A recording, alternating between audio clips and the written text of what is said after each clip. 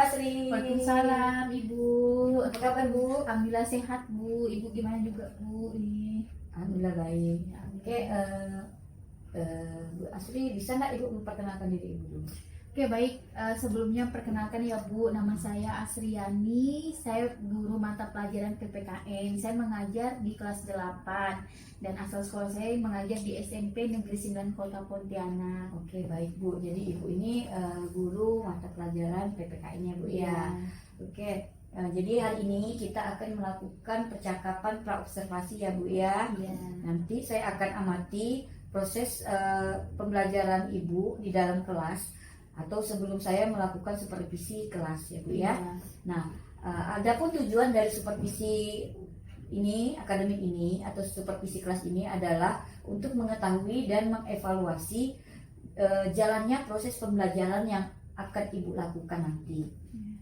Nah, dan mengapa kita melakukan percakapan praobservasi ini?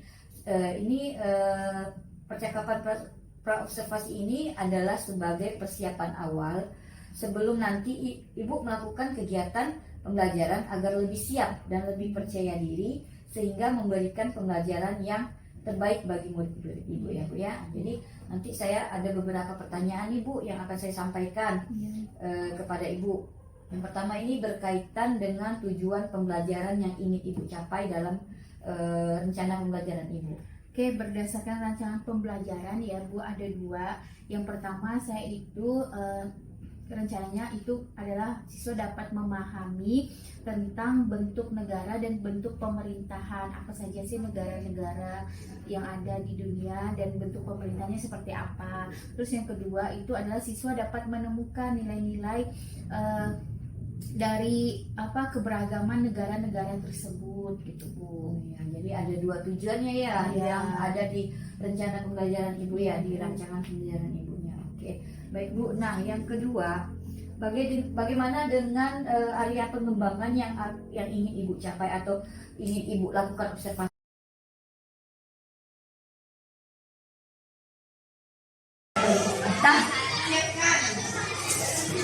Siap, kiri,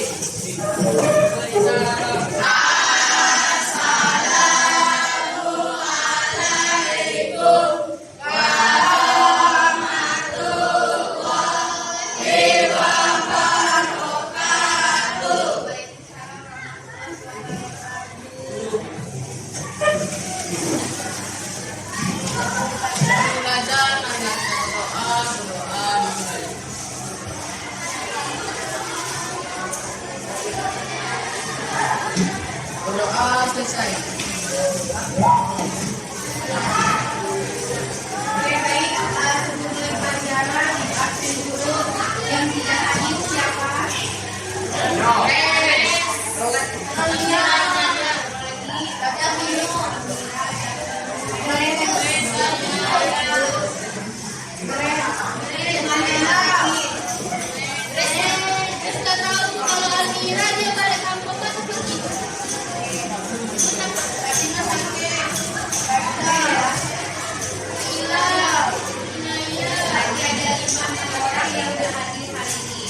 Oke baik, hari ini kita lanjutkan pelajaran PKN-nya yang minggu lalu. Oke, sebelum melanjutkan materi pelajaran, biar lebih semangat kita sama-sama bernyanyi cukup lagu apa ya? Sudah lanjut juga boleh? Boleh. Oke, ya 1, 2, 3.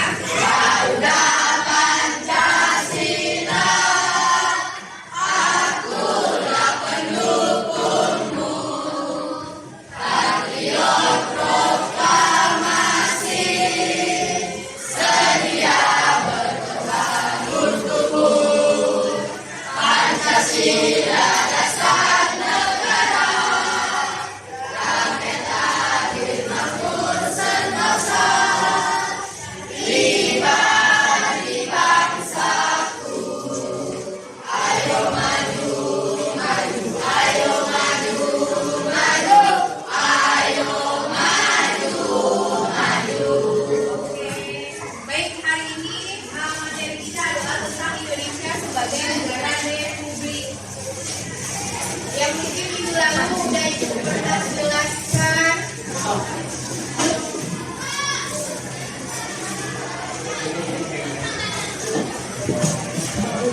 Oke,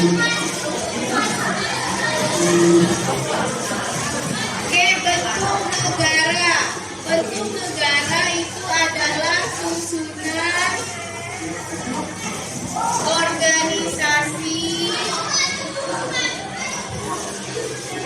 yang mengenai penduduk dan daerah. Ingat ya. Terus negara juga udah pernah Ibu jelaskan, itu dibagi menjadi 3 apa saja. Yang pertama negara federasi, terus negara konfederasi.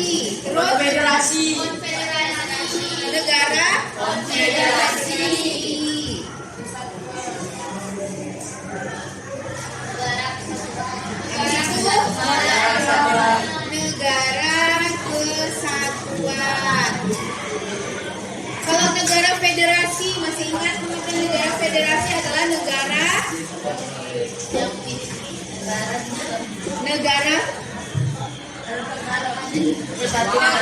besar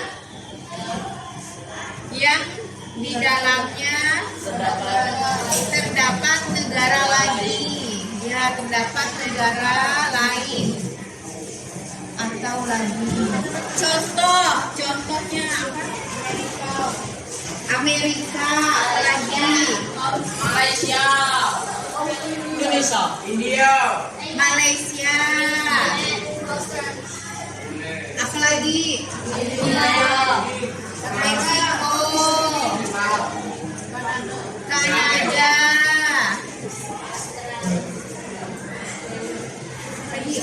Banyak ya. Terus yang kedua itu ada negara konfederasi. Negara konfederasi itu adalah bentuk negara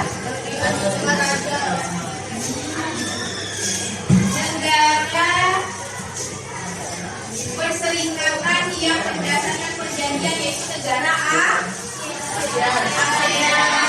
Terus negara PBB singkatan dari Perserikatan Bangsa-Bangsa. Contoh negara ASEAN. Malaysia,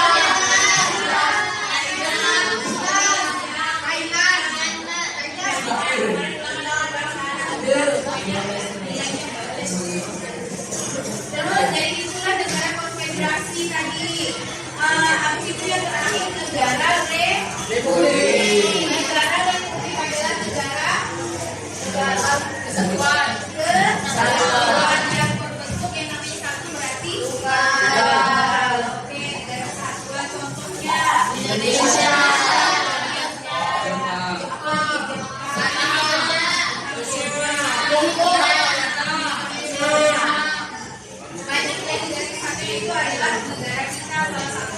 Negara kesatuan. Jadi negara Indonesia itu bentuknya republik, yaitu negara kesatuan. Masih ingat sesuai dengan pasal 1 ayat 1. Pasal 1 ayat 1. Oke. Jadi Indonesia sebagai negara kesatuan itu berarti dia memiliki negara yang satu dan tunggal yang biasa dipimpin oleh nama presiden. Presiden. Oke, sebentar lagi tahun depan akan ada pemilihan presiden. Kalian dulu umur. Masih mau umur. Udah 19 tahun punya KTP baru bisa. Boleh. bahaya. Terus selain bentuk negara juga ada yang namanya bentuk pemerintah. Kalau bentuk negara itu menyangkut penduduk dan daerah. Kalau bentuk pemerintah itu hanya menyangkut daerahnya saja, hanya menyangkut pemerintahan. Oke, dengan bentuk negara yang tulis 4 ya kan, ada 3, republik, kesatuan, republik, federasi dan konfederasi. Oke, kita bahas bentuk pemerintahan. Sebelum jawab bentuk pemerintahan, ibu yang harus kasih kalian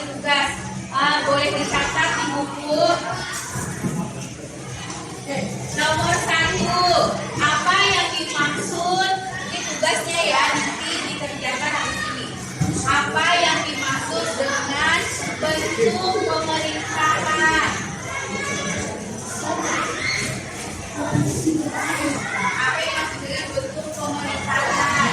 Nomor 2, sebutkan 4 bentuk pemerintahan. 4 bentuk pemerintahan dan pengertiannya.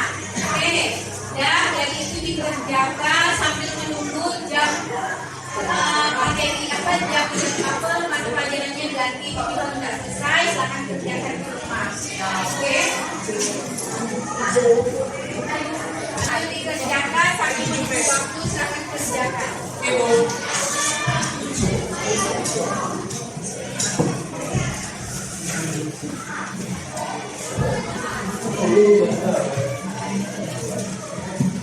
Dah. Oke, udah selesai? Ya, oke, kalau udah selesai kita bahas sama-sama. Jadi silakan tugasnya dibuka masing-masing, diperiksa, dibuka dengan teman sebangkunya. Oke, yang pertama, yang kedua ya, sebutkan apa tadi? Yang nomor 2, pemerintahan. Oke, yang bisa jawab. Oke, jawab. Bentuk pemerintahan itu ada 4, ada autokrasi, oligarki, monarki, dan republik. Oke, jadi bentuk pemerintahan ada 4. Itu oligarki, monarki, autokrasi, dan republik. Jadi silakan kalau betul dikasih betul semuanya. Ya. Oke, jadi itu betulnya berapa? Di sini kita ambil nilai ya. Jadi untuk pelajaran hari ini cukup sampai di sini materinya. Minggu depan kita lanjutin lagi. Kalau masih belum paham silahkan ditanyakan di minggu depan. Oke, sekian dari Ibu. Terima kasih atas perhatiannya. Ibu akhiri. Assalamualaikum warahmatullahi wabarakatuh. Waalaikumsalam warahmatullahi wabarakatuh.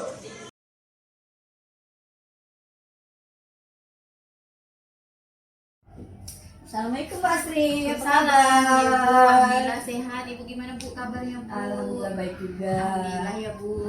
Katanya tadi Bu Asri pengen berbincang-bincang dengan saya. Iya Bu, tadi kan saya sudah melakukan pembelajaran ya Oh, Bu di kelas iya. 8B khusus pelajaran saya gitu. Jadi Ibu tadi sudah melakukan pembelajaran Ibu. Iya.